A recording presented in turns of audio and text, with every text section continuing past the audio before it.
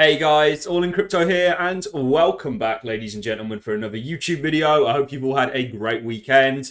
Today we're going to be diving into our daily cryptocurrency market update. Now, in these updates, we essentially give not only an update on the crypto space, but the kind of macroeconomic landscape and also the geopolitical landscape, as they are both weighing very, very heavily upon the cryptocurrency market's shoulders. You guys still, and if you haven't understood this yet, understand it as I'm saying it now, need to completely come to terms with the fact that what is happening in our market in regards to price and market action isn't really very correlated with the individual assets that the price is trying to represent, and more the kind of wider landscapes of things. And it's extremely interesting what's going on. That's probably the nice way of putting it, because there's so much uncertainty. People really don't know what's going to happen, what the real effects of all this are going to be. People are guessing, they're speculating, which is fine. No problems at all with speculating. Certainly it's something I do continuously. But nobody really has a clear-cut answer of what is going to unfold over the next 6 months. One thing that I do have a clear-cut answer for is the fact that crypto is going to be here for a long time. We've never seen so much adoption. It's never been such a needed space as it is today. We're seeing geopolitical events sort of really highlight the need for a decentralized and untethered to a government currency and value system. And I think it's going to do very well within the long term. But in the short term, there's chop. With any growth of any asset, any emerging market, there's always chop. And certainly when you sprinkle changes in monetary policy and geopolitical events that have a bearing effect on the economy as a whole, it gets very interesting and can become quite hard to kind of navigate the waters that you're on. You really want to look at crypto as a boat on the ocean, and the ocean being your sort of wider finance, and crypto is just a part of that, but it's a small part of it. And ultimately, when the ocean decides it wants to be rough, there's nothing the boat can do about it other than hopefully weather and not capsize. So always important for me to be really reminding people of that. We've constantly been going over on-chain data.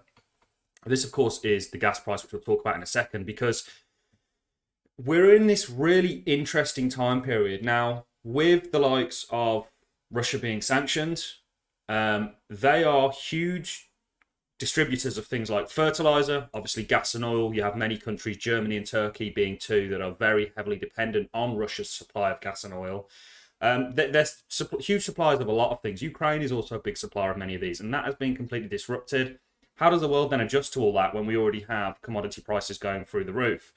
You know, the kind of overarching lurk of a recession really becomes more and more apparent.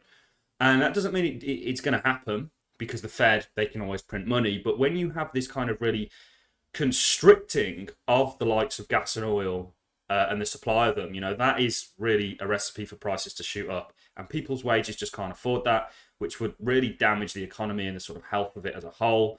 Here we have an article: angry dock workers in the UK are refusing to unload Russian oil due to Ukraine invasion.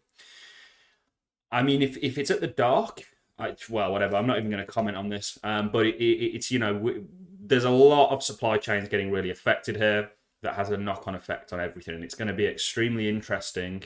You even had the likes of Elon Musk come out yesterday and say, we need to start, this is a renewable energy guy, this whole business model is based around that, came out and said, you need to start upping oil and gas production, otherwise we are going to be in a mess. It's not just that. Food chains, you know, there's so much coming under stress right now.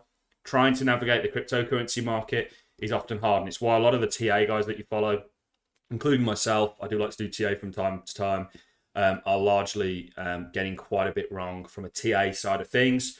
Reason being is because markets aren't acting rationally, if you will. Rather, they're getting moved on sort of the geopolitical and macroeconomic unfoldings, which you should all factor in. But traditional TA, certainly patterns, things like grind lines, lots of things are sort of failing and not really following suit. You know, when you're looking at a pattern, head and shoulders or falling wedge or something like that, essentially what you're saying is, okay, this structure is present. Typically, this structure will break one way or another. Falling wedge, for example, will typically break to the upside, rising wedge to the downside.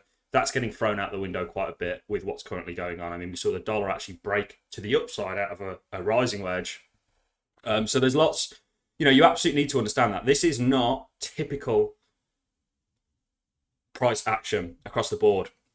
Now, we've been highlighting for a long time these sort of on-chain analytics. The on-chain analytics for Bitcoin and where they actually are currently are bullish in the sense that historically, and this is one that I really like from the root, the rational root, at the rational root, you can follow him on Twitter. He's really good at giving these kind of comparisons and pulling up this analysis from the on-chain sort of world.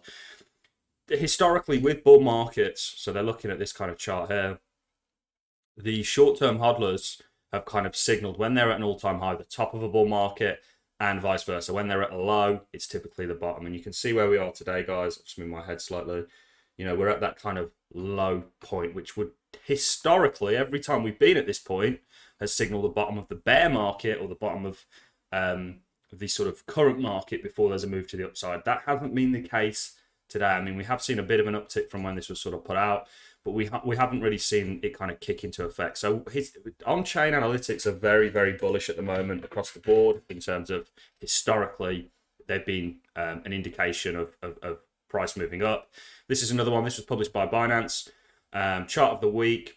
Whenever there is a sustainable reduction in BTC spending for the so-called old hands, the dormancy value falls below 250,000, signaling that the market is in full capitulation. In previous bear cycles, a dormancy value below 250,000 represents a great historical buy zone. You're there today, ladies and gentlemen.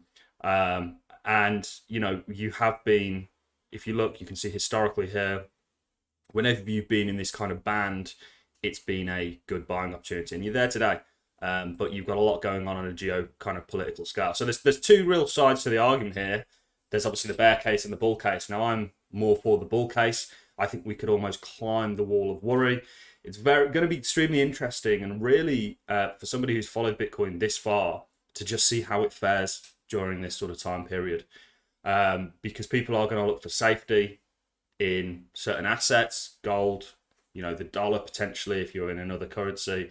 Could Bitcoin also play a role as a kind of lifeboat and actually see a lot of adoption come from it based on the fact that you've got currencies around the world that are failing and Bitcoin really shines in that. It's why it was created. It's why Satoshi really created Bitcoin, was to really highlight the flaws of the fiat systems around the world.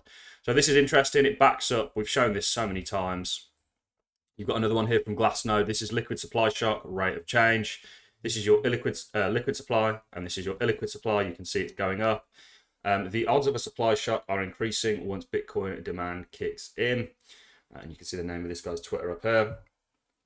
Absolutely. Right now, you've not got a huge demand. If you look at Google Trends and you look at a number of other things, the interest, if you look at open interest on perpetual future contracts, for example, they're very telling. The interest in general, though, on a kind of retail level is extremely low, bear market level lows. So you've got very low volume markets, mix that in with fear. So the kind of overall general consensus is people are worried, they're uncertain. That's the recipe for sell pressure that we've seen. And that's why the price action has looked like it has. Markets, charts paint a picture. There's so much, when you're just looking at this, you're looking at candles, but there's so much that's gone into shaping this chart. And to really get a good narrative around that is important, in my opinion. I think we've got another one here. This is number of addresses holding 1,000 plus Bitcoin. And you can see, you've seen an absolute spike recently. The uptick in addresses holding more than 1,000 BTC is a result of the WBTC custodial moving reserves into a bunch of newly created addresses, not whale accumulation. So this essentially is to do with wrapped Bitcoin getting custodied in a multiple. People sort of, it's important that I bring this up because people are saying, okay, well, this must be huge whales actually accumulating. Well, it actually has a lot to do with wrapped Bitcoin. Obviously has to be backed by Bitcoin, and those Bitcoin that back the wrapped Bitcoin getting moved into a number of different addresses. And this is what the spike makes sense to not hold things on one address. I don't know how many of you guys were present for Mt. Gox, but basically, Jed McCaleb, I think it was actually, the Stellar Lumens founder, essentially kept everybody's holdings on a computer, one computer, which in hindsight wasn't the smartest thing to do, but it was a new space and, these things kind of happen. So to kind of predict what's coming for Bitcoin next, there's a few things that are in play. We were watching this kind of W double bottom as a scenario, and it was very, very nice to see the strength of this pump, because it's typically when you do a W double bottom like this, you want to come up to this neckline, sell off a bit, and then you get that continuation. But this pullback has been somewhat unconvincing. You do have this kind of a structure setting up where potentially you're moving into, I would call this a rising triangle. I wouldn't call it a falling wedge. Now, typically, just like if you've got your floor here and you're coming down, you'll typically break to the downside of these, not the upside, and vice versa. When you've got one on its head, you're kind of knocking on the door, and that support is kind of creeping you up. It's a very deciding thing. So it's going to be interesting to see how this plays out. Ultimately, I do expect continuation. I think we've got the Federal Reserve CPI, Consumer Price Index, coming out. You remember the two previous, oil wasn't at the kind of price that it was when these ones will reveal the kind of data surrounding it. So are we going to get a higher CPI than we previously have? And then what does that say for everything? It's the Fed are going to have to up interest rates. I think they're only going to do it by 25 basis points. I wouldn't be surprised if they do it by 50. I think markets can handle it, but it's more everything else that's going on. Is there going to be a downturn in general based on the rising prices of everything? This is from Lynn. Lynn is fantastic, by the way, guys. Go and give her a follow. And she's essentially saying, or she's pointing out that the kind of natural gases have essentially doubled this year alone, and we're only 3 months into it. Not even 3 months, 2 months and a bit into it. So this weighs on the citizens that have to use the gas, whose wages haven't accommodated for this. Okay, well, what happens if it's just natural gas? Okay, we can adjust for it. What happens if the price of food starts to go up even more? Due to shortages in the things like fertilizers, in things like wheat and other things. I know Ukraine are quite a big producer of wheat. So are Russia, one of the biggest. Also fertilizers. You've got a kind of storm setting up now that needs to be tackled immediately. This can't go on because countries only have so much reserves of things before the supply chain issues really start to kick in. I mean, remember when we had that oil tanker turn in the channel? That caused havoc. This is on a way bigger scale than this. We know that things in the Black Sea aren't really moving the way they should. So it's all, from a kind of macroeconomic standpoint, what a nightmare. I mean, across the board, and trying to navigate the crypto market and not understanding what's taking place outside of it, in my opinion, is a foolish task to try and take in, because the answers to what's happening with our space lie elsewhere. And there was, I was listening to somebody the other day, I think it was on one of the Real Vision podcasts, and they were essentially saying that we've still not seen risk off. We've seen essentially panic. We've not seen risk off period yet. So what does that mean for markets as a whole? So it's all, have we seen the worst of this? Have we not? I would argue potentially we haven't. But you've got an interesting play with Bitcoin here, in the sense that, okay, well, it may actually be a risk-off asset, in the sense that, it may be a lifeboat. When you've got countries out there that are really getting hit very hard, Turkish lira, you've got countries all over the world, guys. Russian ruble decimated. It wouldn't be a bad idea for those citizens to actually use Bitcoin to mitigate the downturn in their currency. Certainly that's how I'd be looking at it if I was a citizen within Russia. And Bitcoin is supposed to be permissionless, but that is an argument that's really being raised at the moment, whether we should allow.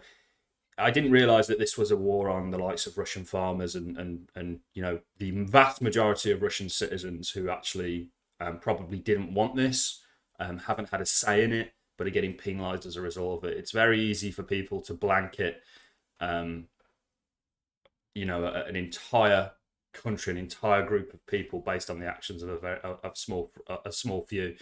And there's a lot of know-it-alls talking about everything that's going on right now, and they have no clue. They have no concept of anything. They're just giving their 2 cents. And that's why Twitter is dangerous, in my opinion, because it's essentially allowed everybody to anonymously, and 9 times out of 10 cases, these people have no repercussions in regards to their personal identity, have an opinion. And opinions are, everybody's got one. In my opinion, only a select few are actually original and worth listening to. But anyway, I'm getting way off topic now, guys. That's really all I have for you in this video. We are watching things closely. I'm not a huge fan of the structure that a lot of these are setting up right now. If we go to Bitcoin on a 4-hourly, you know, have you kind of got maybe a head and shoulders here? Potentially. That doesn't look too great. Potentially, you know, but I do expect this to continue. I think we're going to have a little bit of chop. We've had basically a year of consolidation here before we get that sort of continuation and reconfirmation that this is back on. Remember, your retail involvement is extremely low right now. And that is obviously, if you've still got that sell pressure that hasn't really gone away and has actually been amplified given everything that's taken place and people want to mitigate damage to their investments, it's a recipe for the chart looking like this in a downtrend. But if you look at this, draws all over the place, guys. Let's maybe move to another chart. Let's use Coinbase. Okay, more draws here. We can use perpetual contracts. It's not going to make too much difference. So this is futures, but it's basically monitors the price of Bitcoin. If you look at this downtrend and you look at this, it's kind of broke the mold, if you will. It could be a flag, a bear flag of some sorts, but ultimately it's, you know, you're setting up a similar kind of, you're kind of bottoming, if you will. It's not a clear-cut downtrend anymore because you put in a higher high, albeit marginal, and you're actually putting in higher lows from what was a kind of confirmed downtrend. So are you bottoming? Potentially. Your on-chain data would definitely suggest that. But remember, lots of on-chain data, lots of, or on-chain analytics, lots of TA, lots of everything is getting thrown out the window right now due to what's happening in a kind of macro economic sense. If you look at Ethereum, I mean, it's following Bitcoin so perfectly. I mean, they're basically the same chart, really.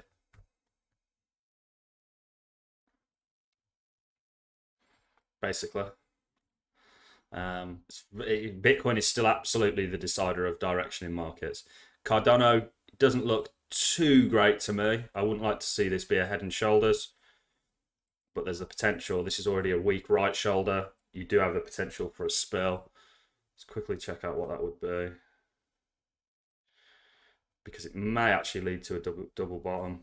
So there is the potential for a spill there. It doesn't have to happen, but ultimately, guys, you've got to really pay attention to the fact that there's a lot going on a macroeconomic and geopolitical sense. They all weigh on, you know, when you think about the price of everything going up, understand that that's going to hurt people in the pocket. They're going to be less fruitful and have less money to spend on crypto. It all weighs into everything. It takes demand off the table. Now, that is really all I have for you guys, because I've waffled on for way too long. I hope you guys have found this interesting and informative. If you have a like, it's always appreciated. So is a comment. And I look forward to seeing you each in the next YouTube video. Thank you very much for watching, ladies and gentlemen. Enjoy your Sunday evenings, or Sundays generally.